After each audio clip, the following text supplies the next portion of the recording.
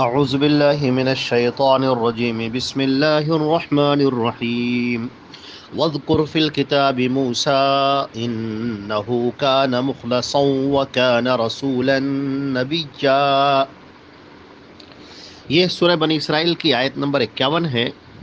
اور ترجمہ یہ ہے کہ اور اس کتاب میں ذکر کرو موسیٰ کا، بے شک وہ ایک چنندہ شخص تھا اور رسول اور نبی تھا۔ سورہ مریم کی اس آیت نمبر 51 سے حضرت موسیٰ علیہ السلام کا تذکرہ شروع ہو رہا ہے، اور ابھی ہارون علیہ السلام کا بھی ذکر آئے گا، پھر حضرت اسماعیل کا بھی ذکر آئے گا، اس طرح سے کئی انبیاء کرام کا جو ذکر آئے گا۔ اس سے یہ بات معلوم ہوتی ہے کہ جو پہلے گفتگو ہو رہی تھی کہ جہاں پر اللہ رب العزت نے جو انبیاء کرام بھیجے، جیسے کہ حضرت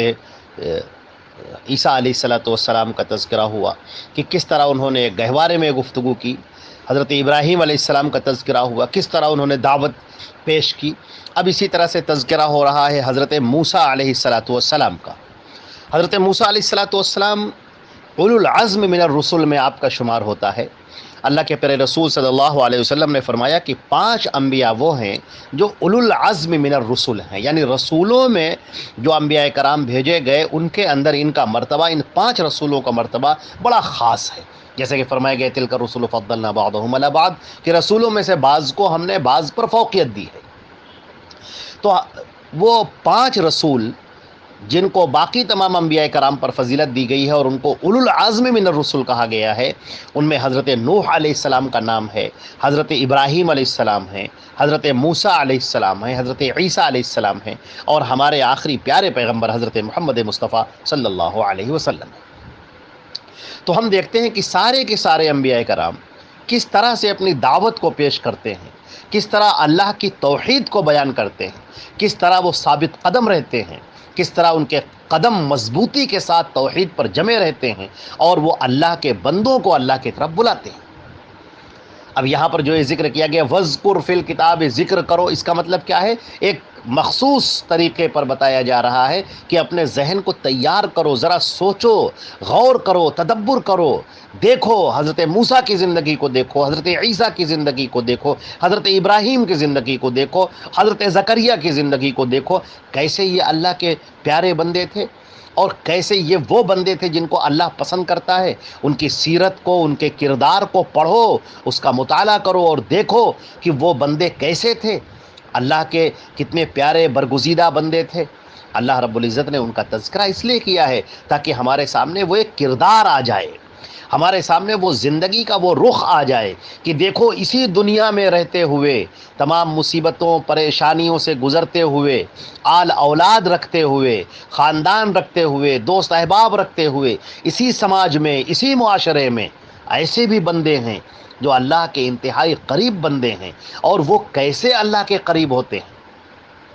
وہ کیسے اپنی زندگی اللہ کی راہ میں لگا دیتے ہیں، کس طرح وہ سچائی کی راہ پر چلتے ہیں، کس طرح وہ حق کی راہ پر چلتے ہیں، کس طرح وہ بے خوف ہو کر چلتے ہیں،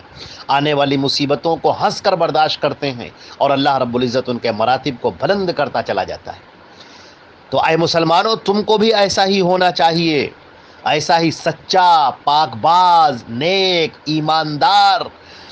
توحید پر قائم، اللہ کی توحید کو پیش کرنے والا، اور ہمیشہ اپنی نگاہوں کو آخرت کی طرف رکھنے والا، اور ہمیشہ جنت کی فکر کرنے والا، اللہ کے رضا کی فکر کرنے والا، اور کوئی کام ایسا نہ ہو جس سے اللہ ناراض ہو جائے، اور اگر ذرا سا بھی ایسا کام ہو گیا جس سے اللہ ناراض ہو گیا تو فوراً وہ توبہ میں گر گئے، سجدے میں گر گئے، توبہ میں فوراً توبہ کیا، جیسے حضرت ابراہیم علیہ السلام، جیسے حضرت آدم علیہ السلام کا تذکرہ، آدم نے غلطی کی اور فوراً توبہ کی، حضرت یونس علیہ السلام نے غلطی کی، فوراً لا الہ الا انت سبحانک انی کنت من الظالمین پڑھا، فوراً دعا کی۔ یہ کیا ہے؟ یہ کیسے بندے وہ ہوتے ہیں جن کو اللہ پسند کرتا ہے۔ یہاں پر فرمایا گیا کہ موسیٰ کو ذکر کرو، اس کتاب میں موسیٰ کا تذکرہ کرو، یعنی کہ موسیٰ کی زندگی کو دیکھو، موسیٰ کی زندگی پر غور کرو، موسیٰ کی زندگی کو پڑھو اور سنو، اور ان کے رویے کو دیکھو، ان کے برتاؤ کو دیکھو، ان کے کردار کو دیکھو، ان کی بلند ہمتی کو دیکھو، ان کے تقوی کو دیکھو، اور یہ قرآن پاک نے جب بھی انبیاء کا تذکرہ کیا ہے، جب بھی کسی نبی کا تذکرہ کیا ہے، وہ اسی لیے کیا ہے کہ اس کی روشن سیرت ہمارے سامنے آ جائے اور ہم اس کی روشنی میں ہم اپنے کردار کا جائزہ لے سکیں کہ ہم کیسے ہیں اور اللہ کیسے بندوں کو پسند کرتا ہے۔ انبیاء کرام کی زندگیوں کو اپنے سامنے رکھیے اور پھر اپنی زندگی کو سامنے رکھیے، دونوں میں موازنہ کیجیے۔ انبیاء کرام کی زندگی وہ ہے جن کو اللہ پسند کرتا ہے، اور تمہاری زندگی اس کا تم جائزہ لو۔ کیا تمہارے اندر تقویٰ ہے؟ کیا وہ تبلیغ کا جذبہ ہے؟ کیا وہ اللہ کی محبت ہے؟ کیا ہم دین پر اس طرح قائم ہیں اور لوگوں کو دین کی دعوت دے رہے ہیں؟ یہ ہم کو اپنا جائزہ لینا ہوگا اور انبیاء کرام کی سیرت کو پڑھنا ہوگا۔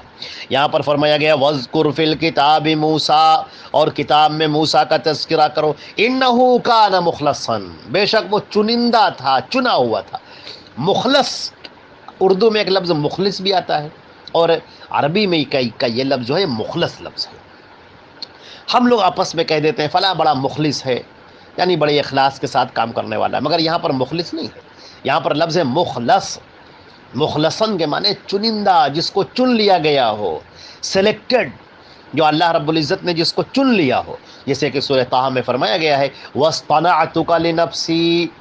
اے موسیٰ ہم نے تم کو اپنے لیے چن لیا۔ ہمارے مفسرین نے یہاں پر لکھا ہے کہ اس چننے کا مطلب یہ ہے کہ موسیٰ کا شرف ہم کلامی حاصل ہونا، ہم کلامی، اللہ رب العزت سے گفتگو کا شرف حاصل ہونا۔ وَكَلَّمَ اللَّهُ مُوسَىٰ تَكْلِيمًا،